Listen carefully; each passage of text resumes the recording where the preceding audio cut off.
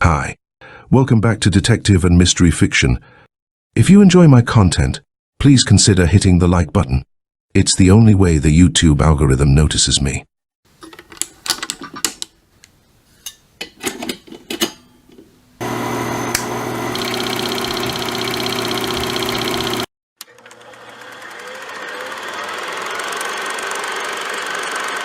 The Too Easy Alibi by George Briggs. The Black Mask Magazine, April 1922. Chapter 1. At 15 minutes past 10, little Joe raised the window of his room and stepped out onto the fire escape. He was short, squat, with an oblong head, and a thick growth of jet black hair grew vigorously above his low forehead. His jaws were heavy and distinct, and his mouth was fixed in a habitual sneer. He moved casually up the fire escape, ascending with apparent unconcern. Little Joe was muscular, thick-set, an ape-like animal. Earlier in the morning, Joe had tried to borrow $5 from Pug, but had been refused. Even though Pug had made $200 the day before, he declined to make a loan to Joe. And Joe had a sure thing on the third race at Belmont. By investing $5, he would win $60. Often before Pug had staked him. This morning, however, Pug had been surly and vicious. Too much bootleg. Pug dealt in illicit liquors, and sometimes he sampled his own stock.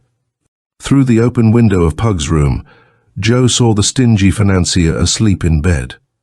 Pug had removed his coat, vest and shoes before retiring the night before, though he had neglected to completely disrobe.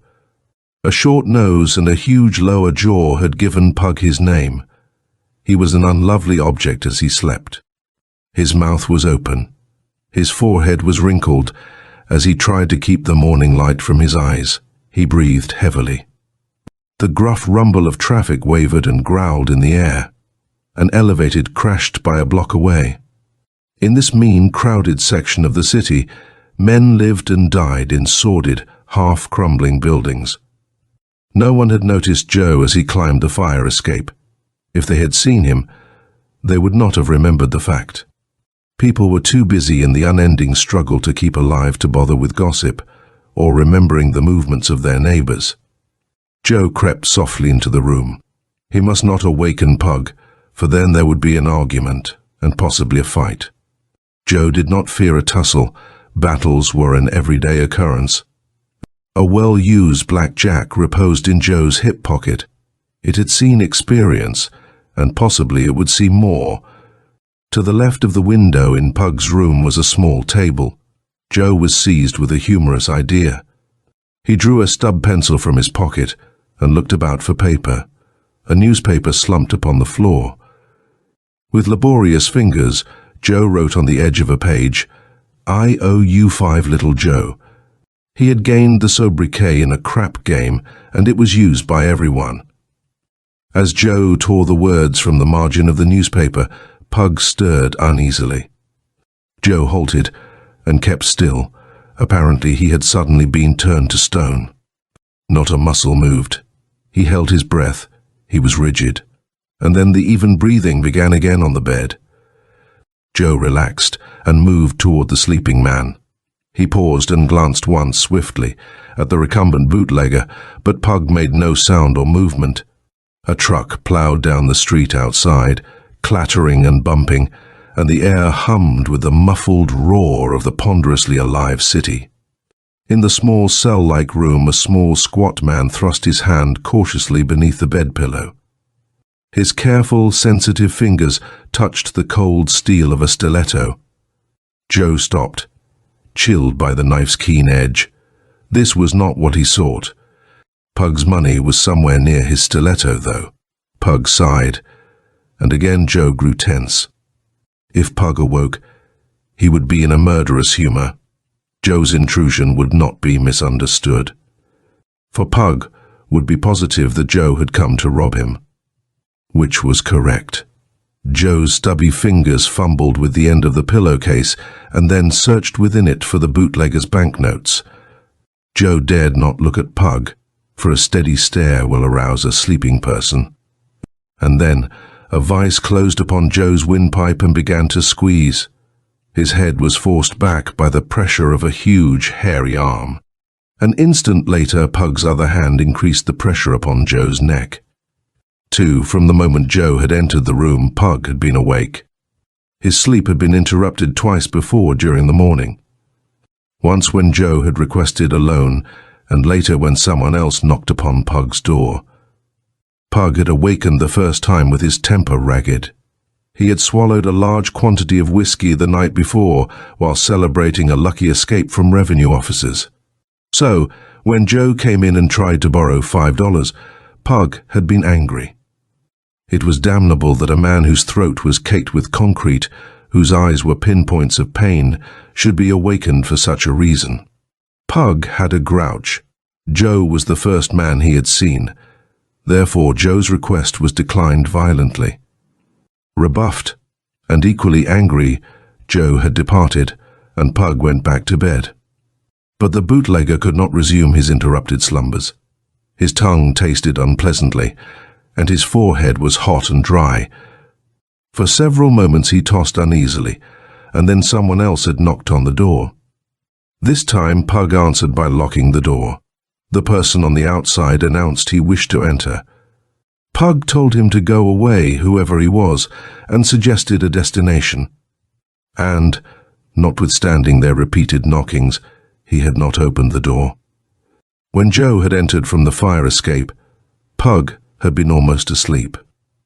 But the tearing of the newspaper had roused him, though he had concealed the fact that he was awake. And when Joe had neared his money, Pug had been moved to action. He opened his eyes and grasped Joe at the same second. A second later, Joe leaped backward, dragging Pug from the bed. Joe snarled, and a wordless oath rasped from between his yellow teeth. He knew that he had been tricked, that Pug had not been caught unaware. Pug sprawled upon the floor. His grip upon Joe's neck had been broken. But he did not remain recumbent. Flashing upward, Pug uttered a cry of rage and surged forward. The small, uncarpeted room held few articles of furniture. A small table was perched near the window that looked upon the fire escape. There was an unpainted wooden chair tilted underneath the knob of the door. The bed occupied one side of the room. Though it lacked furniture, the room held sounds and actions. Snarling and swearing, their arms going like piston rods, their fists crashing brutally upon flesh, their bodies bent and tense, the two men gave and took punishment. Pug was the taller, his arms were longer, and his fists cruelly battered his opponent's body. Then Joe dashed into close quarters, his arms short and crushing, his squat body aflame with hate. He was met by a man whose friendship had been violated, whose mood was a mixture of fury and rage. Pug was wiry. Huge hands dangled at the ends of his nervously strong arms. He was viciously ferocious. His fingers sank deep into the short, round neck of the man who had come to rob him. As they fought, words flowed in a horrible stream from their lips. The argot of the underworld and the frightfully meaningless phrases of their ordinary conversation shot in fierce fragments from them. A moment before, the room had been silent save for the stealthy movements of Joe. Now it was filled with hot oaths, the writhing bodies of the two antagonists, and the straining hate of their struggle. Seizing an opportunity, Pug swung the smaller man against the side of the bed, and they toppled prone. Out flashed one long arm, and Pug had the stiletto. As the steel flashed above him, little Joe turned, caught the descending hand and stopped its downward fall. He squirmed, terrified, for death leered from the face above him. With a superhuman effort, Joe lifted the taller man with one short, massive arm and pushed him aside. And then, grasping Pug's hand that held the knife, Joe put his utmost efforts into an effort to force it downward. It was a question of strength, and Joe was a trifle the stronger. The tension did not last long. With a swiftly increasing speed, the stiletto descended. Pug sank back upon the bed, his eyes filled with ludicrous surprise. Wordlessly, his mouth opened, and his body twitched. The knife remained in its human sheath. Panic seized Joe, a sudden, overwhelming fear. He tore furiously at the pillowcase, grasped the thick bundle of bills, and dashed to the window. Quickly, furtively, he slipped down the fire escape. When he reached his room, which was directly below Pug's, Joe had a horrified second. Instinct told him to protect himself. He must not be accused of killing Pug. He must leave his room, leave the building, do something to take suspicion away from himself. He caught up a cap, pulled it down on his oblong head, and slipped quietly down the stairs of the cheap-rooming house. He reached the sidewalk without seeing anyone, and he turned into a small cigar store instantly. Tom, the man who ran the cigar store, was thin, with small, kindly black eyes set in a wrinkled face. He had an eager, talkative way, and he was continually buying new things, a pencil or a billfold, or one of the innumerable novelties that are sold by street-corner peddlers, and insisting that all of his customers notice and admire his new possession. Joe slipped into the cigar store and grunted when Tom spoke to him. At intervals, a chill plucked at his scalp and made the hairs rise and waver. His breath was still accelerated from his fierce struggle with Pug, and his body tensed each time he thought of the man he had killed. Perhaps even now Pug was still faintly breathing. The knife had sunk deep and had not been removed. Pug had twitched, his feet had stirred upon the floor. No, he was dead now, lying with a surprised look in his eyes. Maybe Pug had squirmed a bit or fallen from the bed, but he was lying quiet now, looking surprised, but quiet. Joe felt his scalp crawl. He had to do something. Fix things so he wouldn't be suspected. He had to do something, plan something. Make Tom think he had been here a long time. Stayed here from 10 o'clock until... "Look at this watch," said Tom, offering a thin, octagon-shaped timepiece for Joe's approval. "Bought it this morning. Perfect shape. 17 jewel. A bargain." Joe looked, and then his eyes blurred. The watch was a half-hour slow. A half-hour slow. Joe knew that the time was at least 10:30, because he had started for Pug's room at 10:15. But the watch was a half-hour slow. The hour hand had crossed the figure 10, and the minute hand was at 12. The watch was running, its second hand was gaily marking off 60ths of a minute. And it was a half-hour slow. The watch said 10 o'clock. Here, begging to be used, pleading to be accepted, was an alibi. It was almost too easy. It was being forced upon him. It was too easy. And yet, Joe took the watch from Tom's proud hands and caressed it with trembling fingers. 10 o'clock. A half-hour slow. But Tom should not know that. "Pretty good watch," continued Tom, his manner insinuating that the timepiece was an extraordinary and extremely valuable article. "Cost me 25. Worth 100. See this lever?" He touched a small gold slide. "That's the chimes. Listen." While Joe held the watch, Tom drew out the tiny gold lever. A soft, clear bell rang 10 times. Slowly. "Tells time in the dark. Pretty good watch," said Tom boastfully. Joe gripped his jaws together to still the chattering of his teeth. When Tom had worked the lever of the watch, he had thought that perhaps the cigar store man wanted the return of his property. Joe would give the watch back, but he would begin his alibi first. He would make sure that Tom would be positive that he had been in the cigar store at 10 o'clock. Too easy? Why, he wanted something easy like this. Putting the watch to his ear, Joe listened to its clicks. His body prevented Tom from seeing the timepiece. So, when it crashed to the floor, the cigar store clerk was surprised. Joe had deliberately dropped it. Now, no matter what happened, Tom would now swear that Joe had been in the cigar store at 10 o'clock. There remained but one thing to be done. Joe must now arrange that he should be remembered somewhere else at 10:30, or later. "I'll pay for having the watch fixed." said Joe, picking it up from the floor and finding that it had stopped. "I didn't mean to drop it." He took Pug's roll of bills from his pocket and peeled off the top one. Tom was distressed. New lines appeared in his wrinkled face.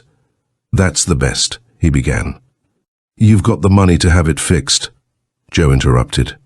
He was impatient, eager to go elsewhere. "I've loafed around here long enough. Think I'll travel." He started toward the door. He would go to the corner grocery store and make some mention of the time there, or to the nearest drugstore. Then his alibi would be perfect, bomb-proof. His feet clung to the floor, and he stretched one hand to the counter to steady himself. He felt sick, as though a solar plexus blow had caught him unawares. Looking in through the door of the cigar store was a detective. Joe could tell a dick by one swift glance. Just as wild animals know when a man is armed and dangerous, and when he is without a weapon, so Joe could detect those who were dangerous. And the man who peered in the doorway was an officer of the law. Cummings was a huge mountain of a man, ponderously built, blue-eyed and impassive. He saw Joe and started to enter the store. Fright flowed frigidly through Joe's veins. He was caught in the grip of a paralyzing fear. Now, while his alibi was in the process of making, would he be caught and held? Would he be arrested? Now, immediately after he had seemed so safe, that alibi had been too easy. "You live next door," stated the detective, his enormous body filling the doorway. "Who runs that rooming house?" "Mrs. Britt," Joe answered weakly. "She lives 2 blocks away." "What do you?" "Never mind what I want." "Where have you been all morning?" Sullenly Joe said, "Around here." "Talking with Tom." "Talking with Tom," Cummings repeated. "Well, you come with me." Joe stepped out of the cigar store, feeling the shadow of the electric chair had touched him. He would be questioned, and, "I want to know where Ernest Worth." "He's called Pug, lives in this house," the detective said, leading the way toward Joe's home. Little beads of sweat appeared upon the squat man's forehead, and his arms stiffened. He stifled the moan that trembled in his throat. He dared not try and escape from the detective. They climbed the uncarpeted silent stairs and paused before Pug's door. "Is this the room?" Cummings asked, and Joe nodded wordlessly. "Well, I knocked on this door this morning," the officer continued, "and got a grunt and a get out of here for an answer." He rapped upon the door. "Mrs. Britt, who runs this house, lives 2 blocks away," said Joe. If he could get the detective interested elsewhere, perhaps his captor would no longer detain him. "She's out," was the brief reply. "I went down to see her. Now, where is your room?" "Downstairs." "Let me have your key." "This fellow Pug is wanted. He has been mixed up in a bootlegging gang that—" "I don't know anything about it." Joe broke in.